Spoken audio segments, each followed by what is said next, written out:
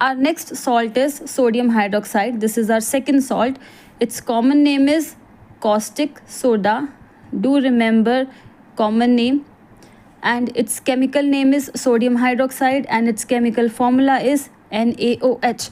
Always write in the same pattern: common name, chemical formula, and then preparation. Now in preparation we will write this much part. Everything is important. Try to learn this language only.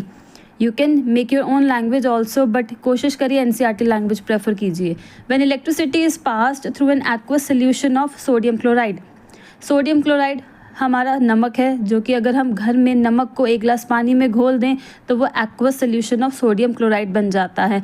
Aqueous means water. Aqueous is a word which came from aqua. Aqua is a colour of water. Ocean से relate करता है ये word. Aqueous solution of sodium chloride. Sodium chloride नमक को अगर पानी में घोल दें तो वो aqueous solution of sodium chloride बन जाता है, जिसको हम ब्राइन भी बोलते हैं, ब्राइन सोल्यूशन. सो जब हम इसको एक कंटेनर में डालेंगे और इसमें से इलेक्ट्रिसिटी पास करेंगे, then what will happen when electricity is passed through an aqueous solution of sodium chloride which is called brine, then क्या होगा? It decomposes. decompose का मतलब होता है टूटता है.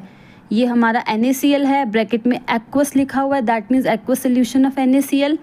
देन वाटर लिया है हमने, दोनों का aqueous solution बनाया है, घोला है दोनों को, तो हमें क्या मिलता है? इट decomposes, टूटता है, to form sodium hydroxide and chlorine gas and hydrogen gas. ये तीन चीज़ें रिलीज़ होती हैं इस रिएक्शन के दौरान.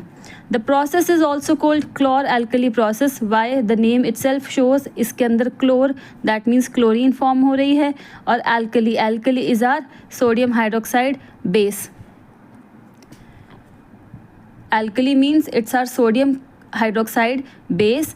एल्कली वो वाले बेस होते हैं जो वाटर के अंदर डिज़ोल्व हो जाते हैं. The base which are completely dissolve in water are known as alkali.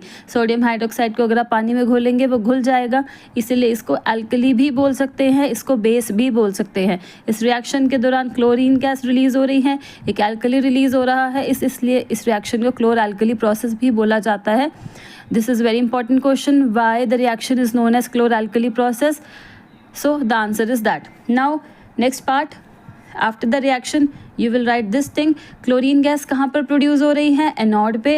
Hydrogen gas कहाँ रिलीज़ होगी?